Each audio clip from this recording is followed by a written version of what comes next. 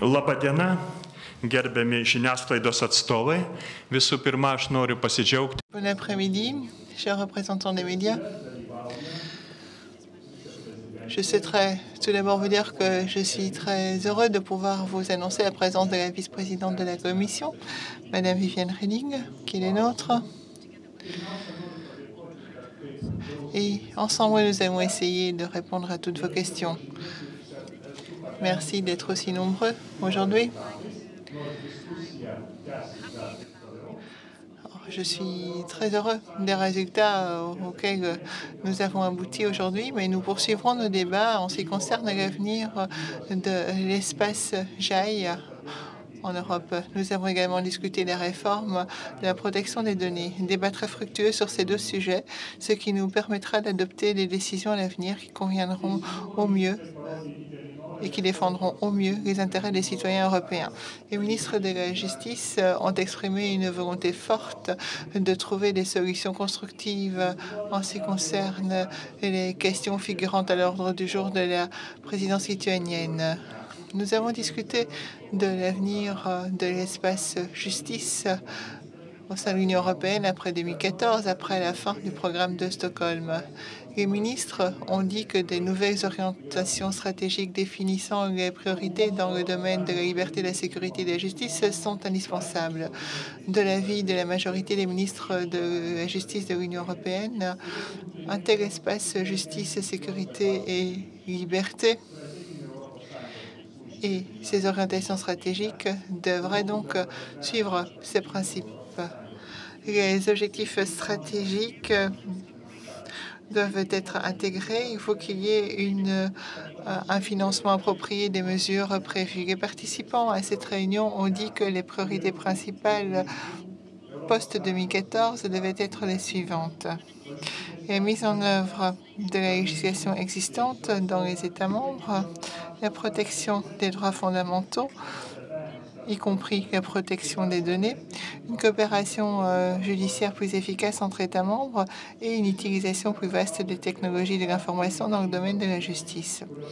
Tout le monde était d'accord pour dire que l'Union européenne, pour son développement, a besoin de mesures lui permettant de relever les défis tout en garantissant un environnement politique et juridique stable, favorable à la croissance économique et à la productivité de l'économie et de la société. Aujourd'hui, nous avons également discuté de la réforme de la protection des données au sein de l'Union européenne. Certains collègues ont émis des préoccupations par rapport au programme de surveillance des États-Unis qui est probablement en cours et qui a peut-être un impact sur la protection de la vie privée des citoyens européens. C'est une préoccupation tout à fait légitime, compréhensible et il faut trouver une solution. Certains collègues ont dit qu'il fallait renforcer la cohérence en matière des règles de protection au sein de l'Union européenne.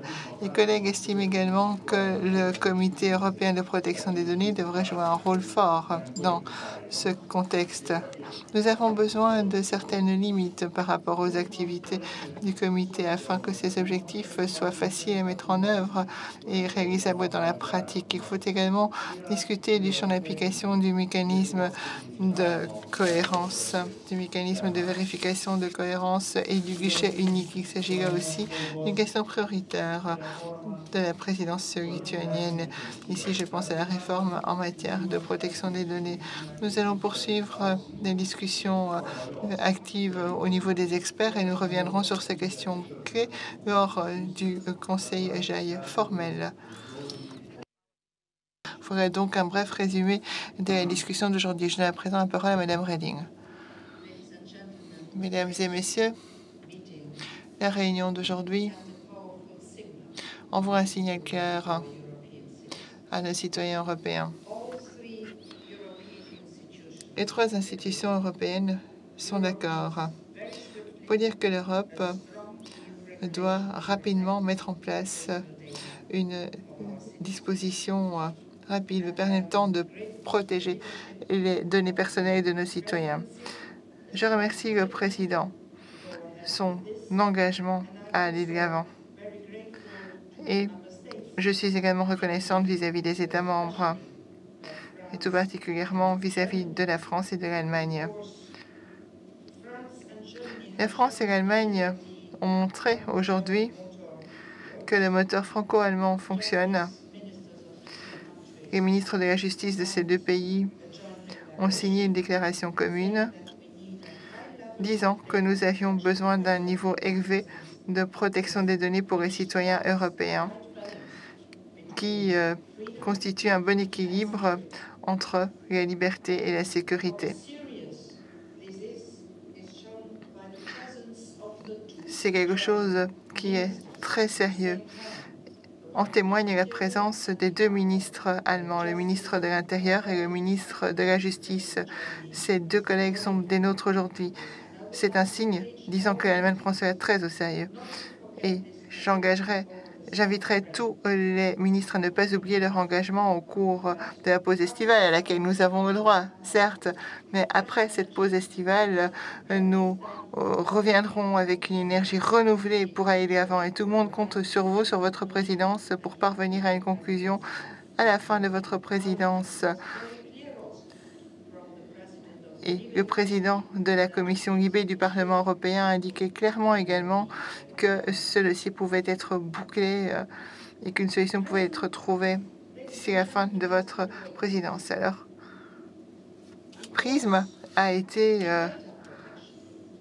un grand appel à l'ordre en quelque sorte, parce que cette réforme de la protection des données est en fait une action anti-PRISM pour différentes raisons. Pour des raisons de territorialité, tout d'abord, nous devons veiller à ce que nos règles s'appliquent à tous, à toute personne qui est active sur le territoire européen, également à des entreprises non européennes. Et puis, le volet répressif. On a besoin de sanctions fortes. 2% du...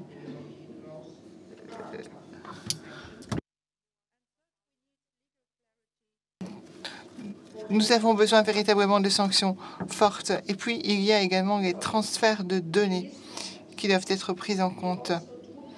Dans ce contexte, nous avons l'accord dit Safe Harbor qui permet un transfert de données de l'Europe vers les États-Unis. Et PRISM a montré que de tels transferts pouvaient signifier que les données personnelles des citoyens européens pouvaient ainsi être livrées aux États-Unis sans aucun recours possible devant les tribunaux. Dès lors, j'ai informé les ministres aujourd'hui que je travaille sur une évaluation solide de cet accord Safe Harbor et je présenterai cette évaluation avant la fin de l'année. Nous avons l'impression que cet accord sur la sphère de sécurité n'est peut-être pas aussi sûr que ça, après tout. Cela pourrait permettre des transferts de données selon des normes inférieures aux normes européennes. Donc la Commission va examiner de près cette question à la lumière des actualités les plus récentes. Et d'ailleurs, c'est ce que le Parlement européen et le monde des affaires européen nous a demandé à plusieurs reprises déjà. Donc nous allons nous atteler à la tâche. Nous allons aller de l'avant. Il y a aussi le comité d'experts qui négocie et analyse la question PRISM avec les homologues américains. Et tous ensemble, nous parviendrons à dégager des conclusions. Thank you, Minister. Merci, Madame le Vice-président. Merci, Monsieur le Ministre. Alors, vous avez la parole pour des questions. N'oubliez pas de vous présenter. Merci. Thank you. Merci. Alors, une question de la part de l'agence France Presse. Une question pour Madame le Commissaire. Quand ces nouvelles règles en matière de protection des données pourraient-elles entrer en vigueur pour donc s'atteler à la question du programme PRISM? Deuxième question. À ce stade, pouvez-vous fournir une réponse aux citoyens? Alors, on a fait donc dans les médias des articles sur des allégations d'espionnage dans le cadre de PRISM. Alors, est-ce que cela est avéré? Je commence tout d'abord par votre deuxième question. Comme vous le savez, nous sommes en train de négocier dans le cadre d'un accord commercial. Les premières réunions ont lieu le 8 juillet. Il y a également eu la première réunion des Sherpas pour parler de la sécurité et de la protection des données. En fait, la première vraie réunion aura lieu lundi. Donc, ce sera une réunion d'experts de haut niveau, notamment des États-Unis. Et donc, nous allons bien sûr avoir besoin du résultat obtenu lors de cet échange pour voir s'il y aura une influence ou si cela a déjà influencé l'accord Safe Harbor et pour savoir exactement comment les sociétés fonctionnent dans le cadre de Safe Harbor. Donc, nous aurons là une contribution à utiliser et qui viendra en plus de l'analyse qui a déjà été réalisée par la Commission depuis quelques mois au sujet de Safe Harbor. Alors, au sujet de la nouvelle législation, bien, je crois qu'il apparaît très clairement, notamment depuis aujourd'hui, que les deux législateurs, donc le Conseil d'une part et le Parlement européen d'autre part, ont envie de conclure leurs travaux. Ils ont envie, d'ores et déjà, de négocier pendant la présidence lituanienne, donc au cours des 6 prochains mois. Ce sera donc un dossier essentiel, car c'est vraiment la première fois de la part du Parlement européen et du Conseil qu'il y a un engagement aussi fort pour unir les efforts et pour, dans le cadre de la co-législation, aboutir à un résultat. Donc, il s'agira d'une approche globale qui englobera aussi bien la directive que le règlement. Donc, c'est comme cela que les choses ont été présentées et je pense donc que pendant la présidence lituanienne, les choses devraient pouvoir avancer très rapidement à partir d'aujourd'hui. Le ministre lituanien.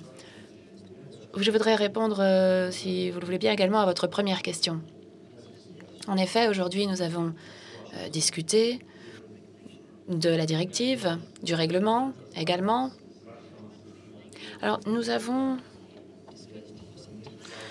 en fait discuté depuis déjà un certain temps du projet de règlement. Les discussions ont en fait commencé avant toutes ces informations dans les médias. Donc, en fait, ça n'est même pas vraiment lié à l'actualité. Donc, effectivement, je pense que l'on va bien sûr pouvoir améliorer les choses. Aujourd'hui, d'ailleurs, de nombreux ministres ont demandé à ce que les discussions soient plus rapides.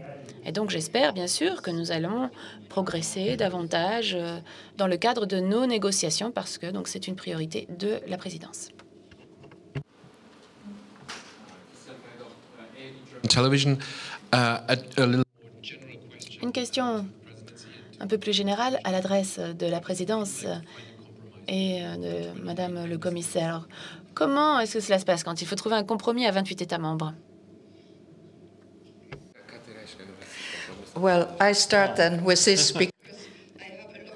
Je commence parce que j'ai une longue expérience, en tout cas des accords trouvés à 27. Effectivement, la nouvelle donne, c'est que nous sommes maintenant à 28, mais finalement, c'est la seule nouveauté. Tout cela prend du temps.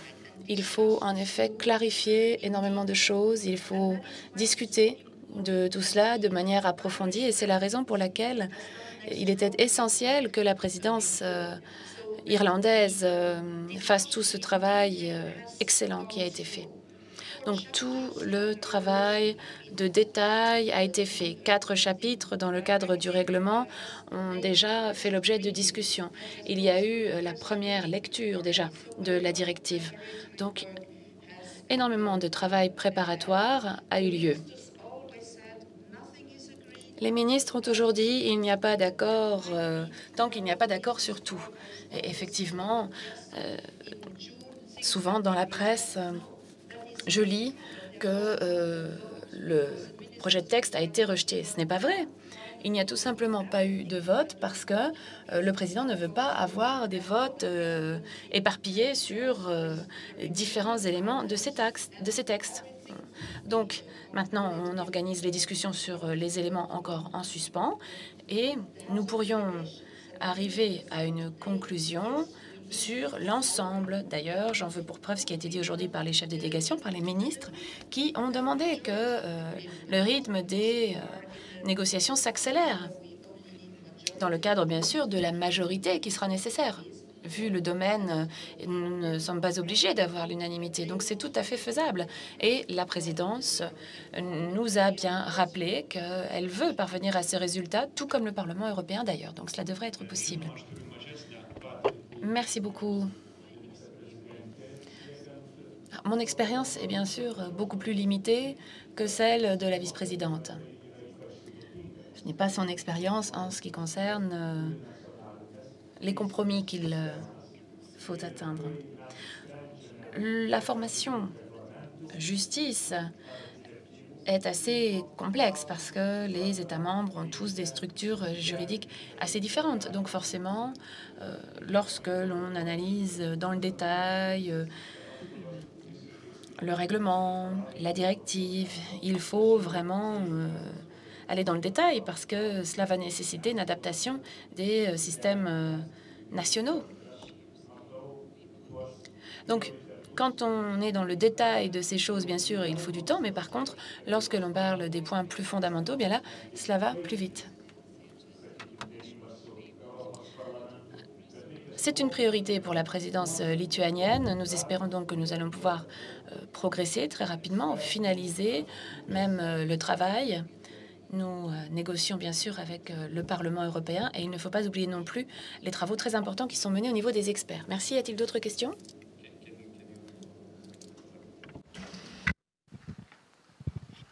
Elitas.lt, Vytautas Valentinavičius. Whether US is willing to work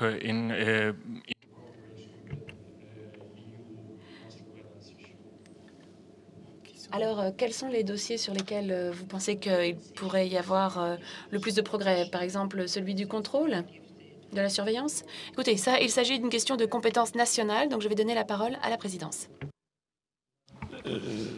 Tai aš taip pat atsakydamas norėčiau. Merci. Oui, alors pour répondre à cette question, je dirais que d'un côté, il y a effectivement des choses qui tombent sous la compétence du Conseil. Ce sont souvent des éléments qui sont très étroitement liés à la protection des données.